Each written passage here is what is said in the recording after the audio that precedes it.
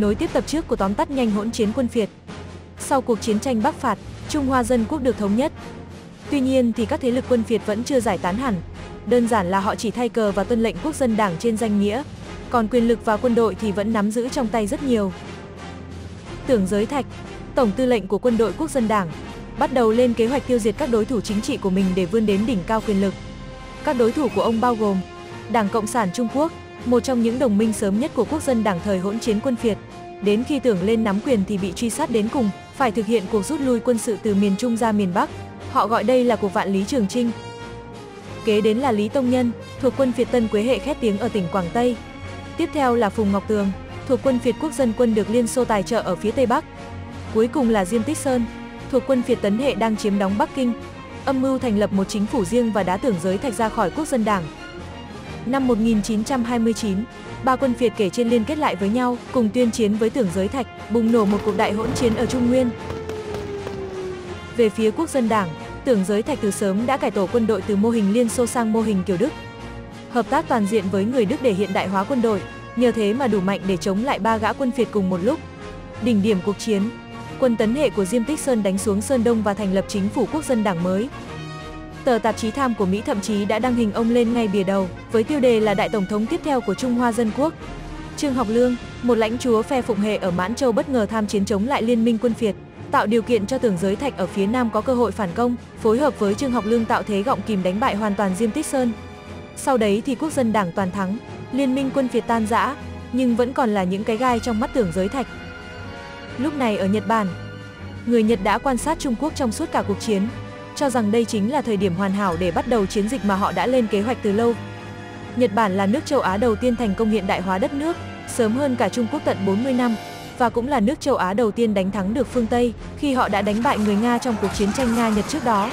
Vì thế mà trở thành cường quốc đáng gờm trên thế giới.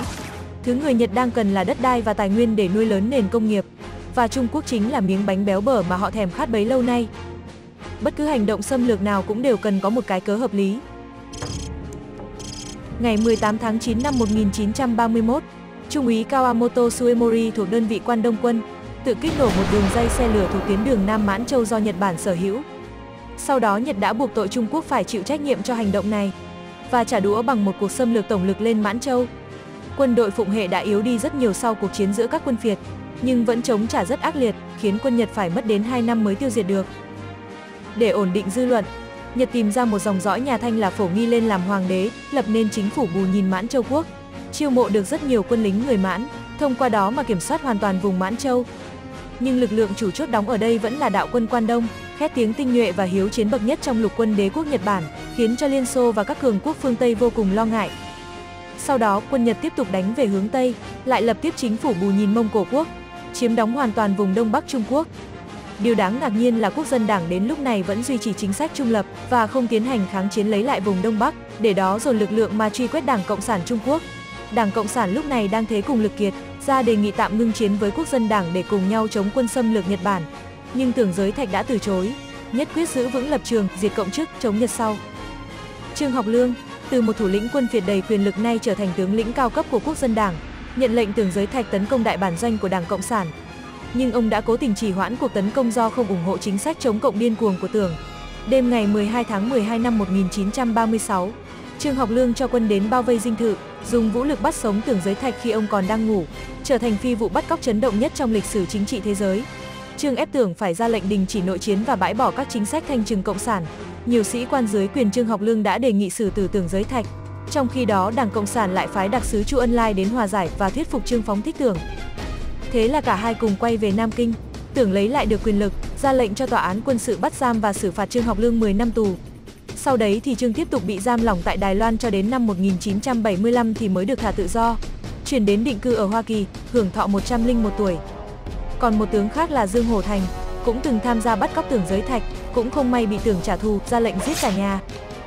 Mùng 7 tháng 7 năm 1937, tại gần Lư Câu Kiều thuộc vùng ngoại ô Bắc Kinh, là biên giới giữa Trung Quốc và Nhật Bản.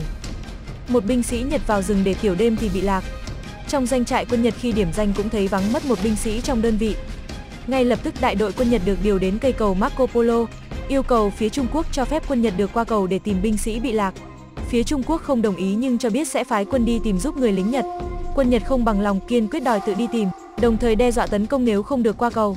Hai bên lời qua tiếng lại và súng bắt đầu nổ, dẫn tới một cuộc chiến tranh quy mô toàn diện. Kết quả Bắc Kinh nhanh chóng rơi vào tay quân Nhật. Điều đáng nói là viên binh sĩ Nhật mất tích đã quay trở về một cách bình an vô sự. Nhưng căng thẳng Trung Nhật đã leo thang đến đỉnh điểm và không thể cứu vãn. Cái cớ này được Nhật Bản tận dụng triệt để phát động một cuộc xâm lăng tổng lực lên khắp Trung Quốc. Dưới sức ép từ quân chúng, Quốc dân Đảng miễn cưỡng chấp nhận liên minh với Đảng Cộng sản, thành lập Mặt trận Trung Hoa Thống nhất, Quốc Cộng hợp tác cùng nhau chống Nhật Bản. Các quân phiệt khác cũng bắt đầu ngưng chống đối tượng, cùng tham chiến đứng về phe Quốc dân Đảng. Tưởng Giới Thạch quyết định mở một mặt trận tấn công vào Thượng Hải, là thành phố cảng quốc tế với nhiều nhà máy và quân khu Nhật đang đóng ở đó. Cả hai bên huy động tới gần 1 triệu quân tham chiến. Giao tranh khốc liệt kéo dài 3 tháng khiến cả thành phố chìm trong biển lửa. Cho đến khi hải quân Nhật từ bờ biển đổ bộ vào tiếp viện, quân đội Quốc dân Đảng thiệt hại nặng nề phải rút lui về thủ đô Nam Kinh. Quân Nhật thừa thắng tiến về áp sát thành phố, tiêu diệt từng chốt kháng cự lẻ tẻ của quân đội Quốc dân Đảng, vốn đã kiệt sức sau trận Thượng Hải đầy đẫm máu trước đó.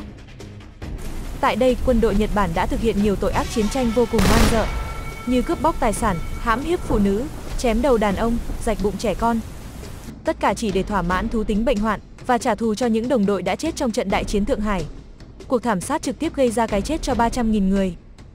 Mất đi thủ đô, nhưng Tưởng Giới Thạch vẫn chưa chịu đầu hàng, bắt đầu chuyển thủ đô về Vũ Hán, một trong những trung tâm đầu não quan trọng nhất của Quốc dân Đảng. Để ngăn chặn đà tiến công tiếp theo của quân Nhật, Tưởng Giới Thạch ra lệnh phá một đoạn đê trên sông Hoàng Hà. Nước tràn ra như lũ, phá hủy hàng ngàn ngôi làng và khiến 800.000 người dân chết đuối. Vụ phá đê đã góp phần làm chậm bước tiến của quân Nhật, nhưng khiến Quốc dân Đảng mất đi lòng dân. Sau này trở thành tiêu điểm để Đảng Cộng sản tuyên truyền chống lại Quốc dân Đảng. Có đến hơn 1 triệu quân tinh nhuệ nhất của Quốc dân Đảng được bố trí ở Vũ Hán, cộng với sự chi viện của Không quân tình nguyện Liên Xô, chuẩn bị cho một trận phòng thủ quy mô lớn. Trong khi phía Nhật chỉ huy động có 350.000 quân, nhưng lại có lực lượng tàu chiến và máy bay đông áp đảo, đang trên đường tiến đến Vũ Hán, với kế hoạch giăng lưới tóm gọn Tưởng Giới Thạch và toàn bộ chỉ huy Quốc dân Đảng. Đây sẽ là đòn quyết định để kết thúc chiến tranh sớm. Đây được xem là trận đánh đẫm máu nhất, dữ dội nhất trong cả cuộc chiến tranh Trung Nhật. Đây cũng là lần đầu tiên quân Nhật tung vũ khí hóa học vào trận, bất chấp luật lệ và lệnh cấm của quốc tế. Thiếu thốn mặt nạ phòng độc, cách duy nhất mà quân Trung Quốc có thể làm là đeo khăn mặt nhúng nước tiểu, với hy vọng chất ammoniac có thể làm loãng khí độc của đối phương. Sau 4 tháng đánh tay đôi, sức kháng cự của Quốc dân Đảng đã vượt ngoài tầm tưởng tượng, khiến quân Nhật rệu rã và mệt mỏi, mất đến nửa binh lực mà vẫn không thể bắt được bộ chỉ huy Quốc dân Đảng. Phía Quốc dân Đảng cũng thiệt hại đến 400.000 quân, nhưng số lượng sống sót vẫn còn rất đông. Thành công kìm chân được quân Nhật để có thời gian di chuyển các nhà máy công nghiệp vào sâu trong nội địa, đặt Trùng Khánh làm thủ đô kháng chiến dài hạn, nơi được bao bọc bởi địa hình núi non hiểm trở. Dù chiếm được Vũ Hán nhưng xét chung cuộc, quân Nhật đã thua đau trong biển máu.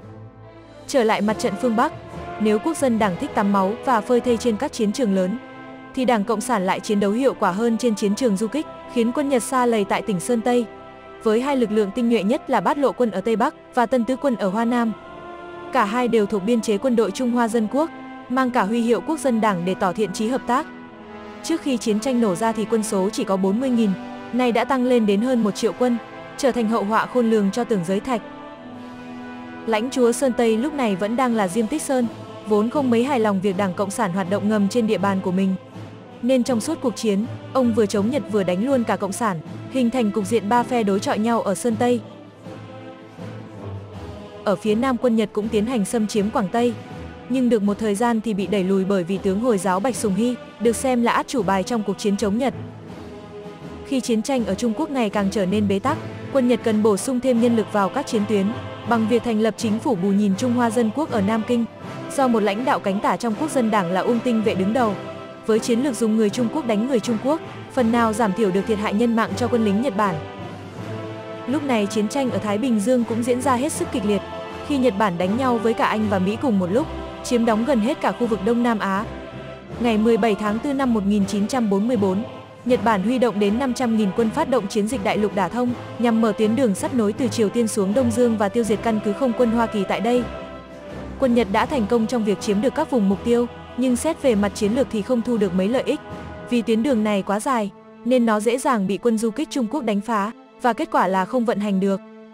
Kể từ đây thì quân Nhật không còn sức phát động nổi một chiến dịch quy mô lớn nào nữa.